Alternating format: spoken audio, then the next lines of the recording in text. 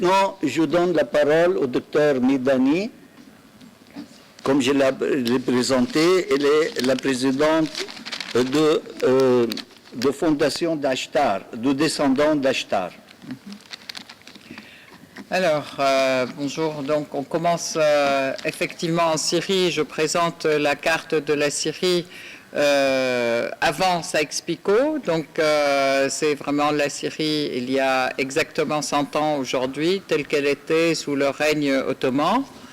La Syrie d'aujourd'hui, c'est celle-là, en fait, avec ce drapeau et puis l'État syrien légitime, comme disait notre ami Elias Khoury, avec le président Assad qui a été aussi élu en 2014 pour la deuxième fois.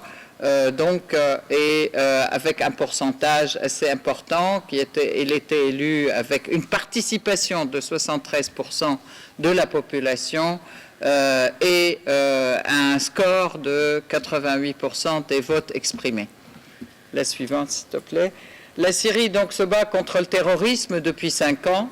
Des groupes de terroristes différents, de différentes obédiences, en fait, ont toujours été, sont là, sous différentes appellations, Daesh, Jabhat al-Nusra, Jaish al-Islam, Ahrar al-Islam, et des dizaines de noms qui ont été recrutés, entraînés, soutenus et armés par des pays de la région et aussi par les djihadistes de 95 pays différents. Donc maintenant, les chiffres varient entre 95 et 130 pays, ça dépend des pointes.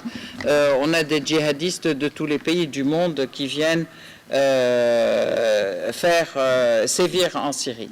Alors, ça a été systématiquement des destructions systématiques de l'infrastructure, des réseaux de distribution d'eau, etc., les récoltes, les silos de grains, les centrales électriques, les raffineries de pétrole, le blocage des eaux, aussi, et destruction des chemins de fer et des routes. En fait, leur objectif, c'était toujours de couper les routes et de nuire à la population. Les hôpitaux ont été attaqués, les écoles ont été attaquées, des attaques aux voitures piégées à côté de rassemblements de complexes scolaires, en fait, qui ont eu lieu à plusieurs reprises, centres de recherche, les lieux de culte, etc. Donc, contre la population civile, aussi des attentats aux voitures piégées, des francs-tireurs. Les paysans n'arrivent même pas à aller sur leurs terres, ils se font tirer sur leurs terres par ces terroristes.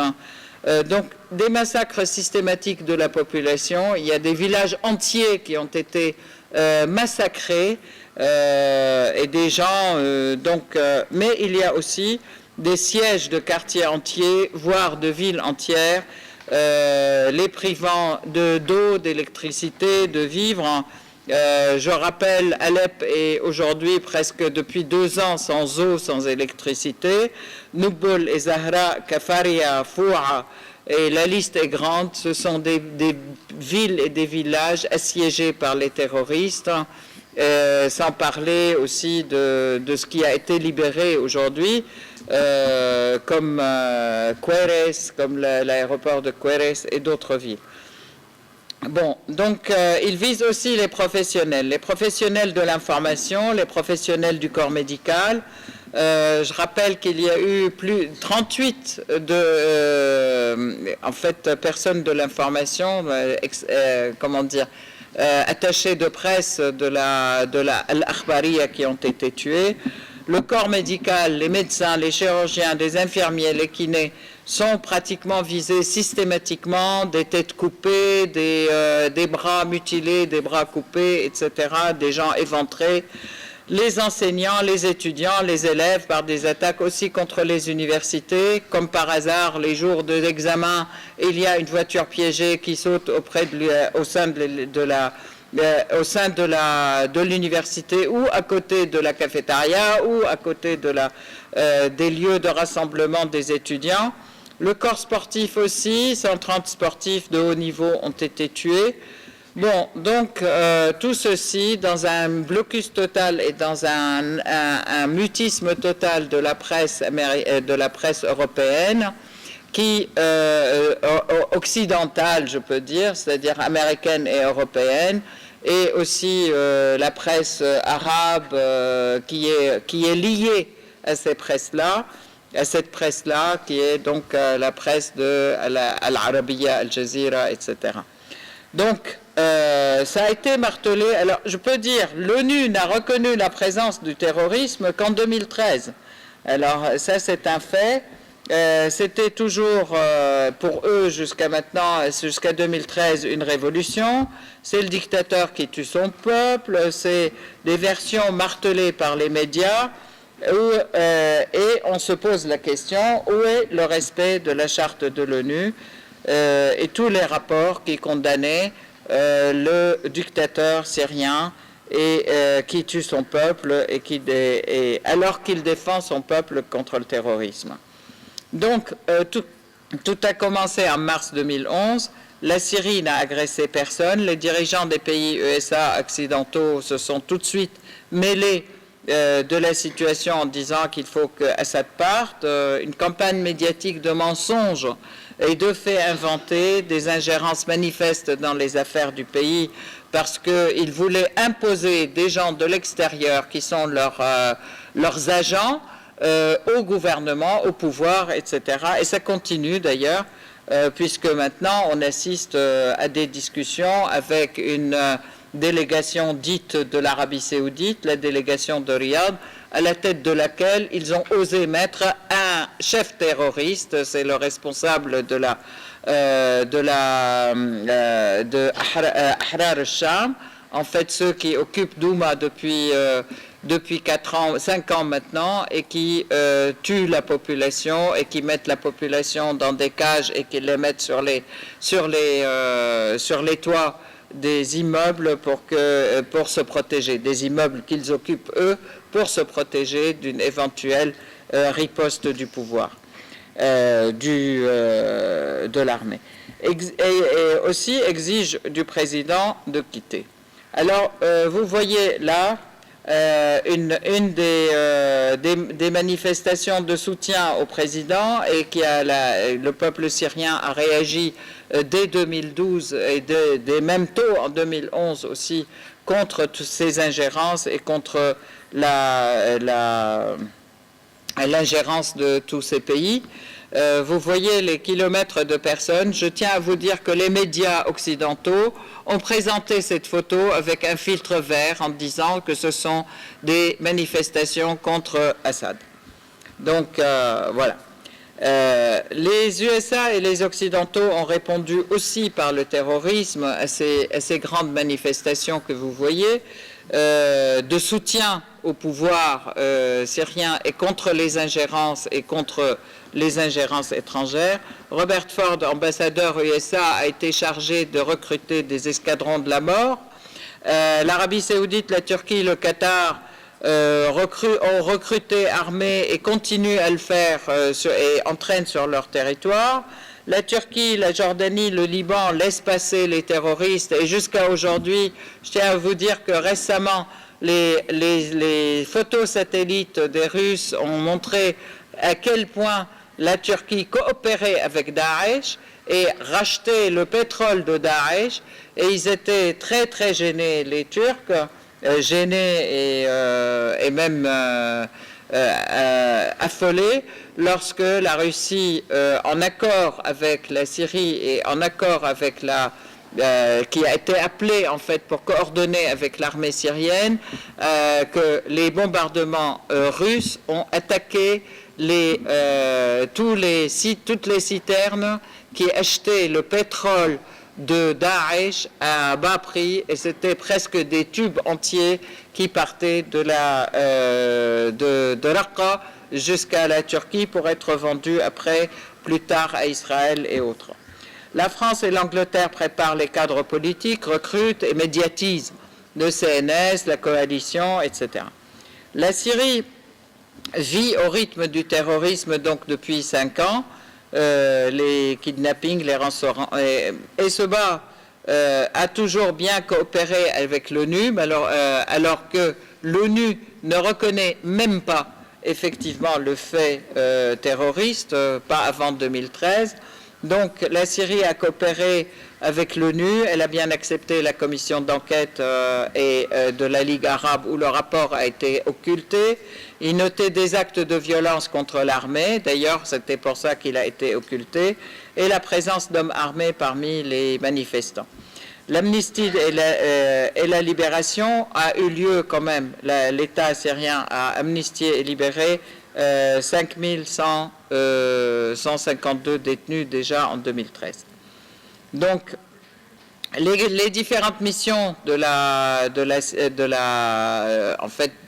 discussion, la mission Kofi Annan, normalement, par la suite le général Mood, l'Akhtar Brahimi, et aujourd'hui la mission d'Imistura. Et le terrorisme continue. En fait, le Kofi Annan, il avait démissionné en disant que tous les pays disaient des choses qu'il ne faisait pas. Il n'a pas précisé qui c'était. Le général Mood, quand il est parti, en disant que de toute façon, il n'arrivait pas à réussir cette mission, c'était bien parce que effectivement, il y a des pays qui disent des choses et qui font le contraire.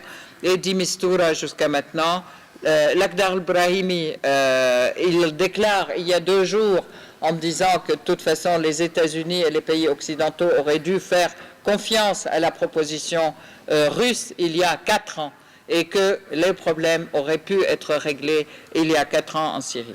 Bon, aujourd'hui, la mission d'Imistura, et vous connaissez les détails, aujourd'hui on est à Genève, dans le congrès Genève 3, pour les discussions avec une opposition soi-disant gardée comme opposition, signée comme opposition, alors que ce sont des agents de Qatar, de Riyad et de la Turquie.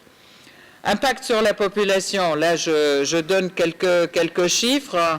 La réalité et la désinformation, l'impact sur la population, on en est à 250 000 morts, 1,5 million d'handicapés, des dizaines de milliers de disparus, plus de 60 000 kidnappés, 5,6 millions de personnes de déplacés intérieurs, 11 millions de personnes dans le besoin, 1,7 personnes retour qui sont revenues quand même dans leur village, et 2 millions, pardon ? Ouais, et 2,6 millions personnes déplacées extérieures. Donc les personnes déplacées extérieures se trouvent dans les camps de réfugiés de la Turquie, du Liban et de la Jordanie.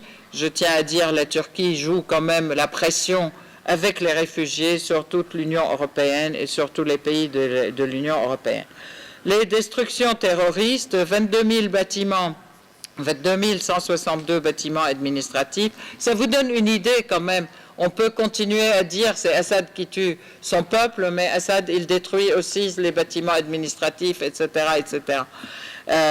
Donc 22 162 bâtiments administratifs qui ont été détruits, 420 sites historiques endommagés ou détruits, 1210 écoles, dont 208 hors service complètement, 49 hôpitaux, des grands hôpitaux, en fait, fonctionnent normalement sur 113 qui étaient 113 et dont 29 complètement détruits et 35 partiellement. 468 structures polycliniques qui ont été détruites sur 1783, 438 fonctionnent partiellement aujourd'hui, 93 voitures équipées, les voitures d'urgence médicale, qui ont été détruites et 325 hors service. Alors, impact, la désinformation, elle est où? Parce que toutes ces informations, elles sont occultées, où on dit c'est l'État d'Assad qui détruit son pays et qui tue son peuple. L'État syrien œuvre à une réparation rapide. Le blocus économique que mènent les États occidentaux contre la Syrie ne fait qu'aggraver la situation et surtout aggrave la rapide réparation et le recouvrement du pays, parce qu'il y a effectivement une volonté de réparation rapide, mais on arrive à avoir seulement 35% des sommes nécessaires pour et 30 millions et des sommes nécessaires à cause justement du blocus. Par ailleurs, on dit beaucoup que l'État syrien n'aide pas à n'aide pas ne facilite pas l'aide humanitaire. On dit aussi que, alors que finalement, l'État syrien participe, 30 millions de paniers ont été distribués.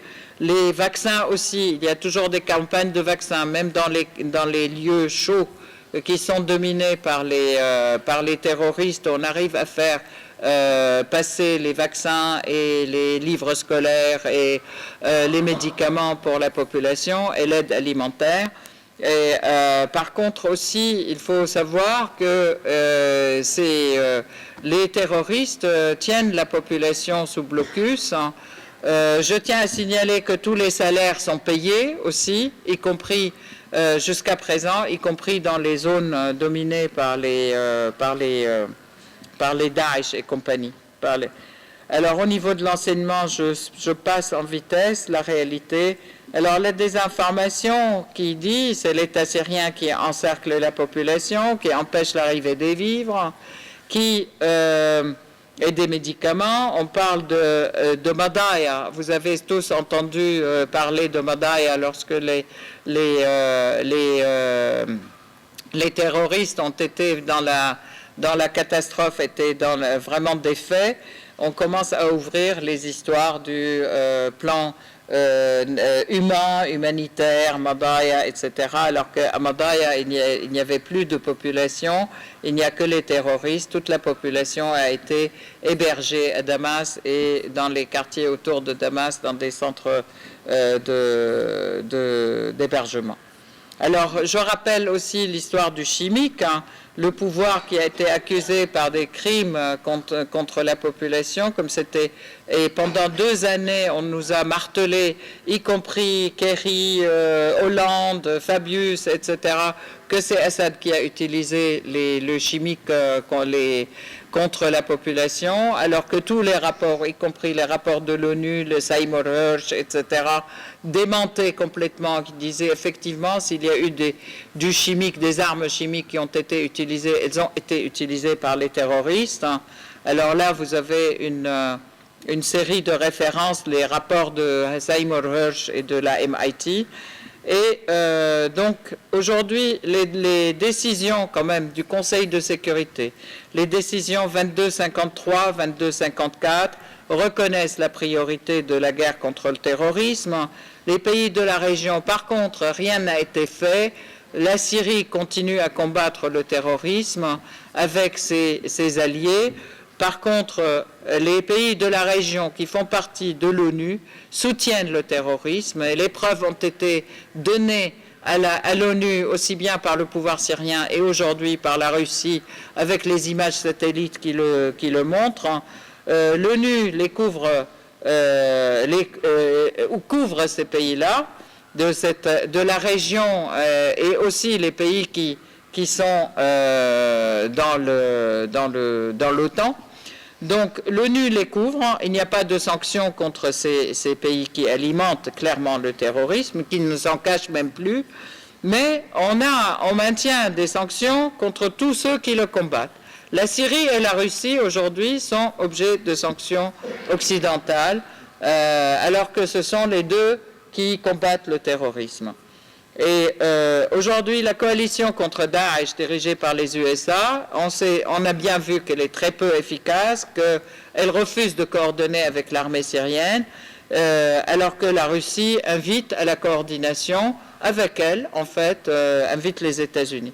La coordination russo-syrienne est très efficace. L'armée syrienne reprend le contrôle d'une grande partie du territoire et pendant ce temps, et de manière sine qua non, il y a des réconciliations en grande partie. Il y a un retour sur les positions. Il y a plus de 70 organisations qui ont demandé aujourd'hui, qui ont demandé à revenir sous l'aile de la patrie, en fait. Et donc l'accord aujourd'hui du cessez-le-feu entre guillemets est très efficace dans ce sens. Il y a beaucoup d'organisations qui rendent les armes et qui disent nous on veut revenir à la patrie, en fait, au sein de la patrie. Mais quand même, on voit quand même dans les discussions qui sont menées sous l'égide de De Mistura à Genève 3, on voit quand même que la délégation de Riyad a à sa tête comme grand négociateur un chef de la dite opposition, mais c'est un chef d'une des factions terroristes. Alors, ça, pour moi, c'est vraiment une grande honte pour l'ONU d'accepter un chef terroriste comme responsable d'une délégation qui veut parler. Donc, aujourd'hui, le cessez-le-feu, il est important, en fait, et il est important de le faire durer. Les violations qui sont faites par les terroristes toutes les violations d'ailleurs sont enregistrées, mais il n'y a que des violations qui sont faites par les terroristes.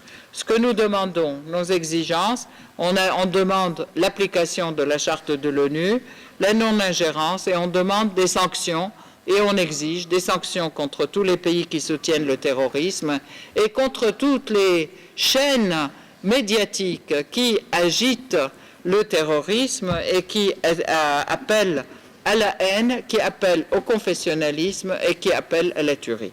Et merci beaucoup.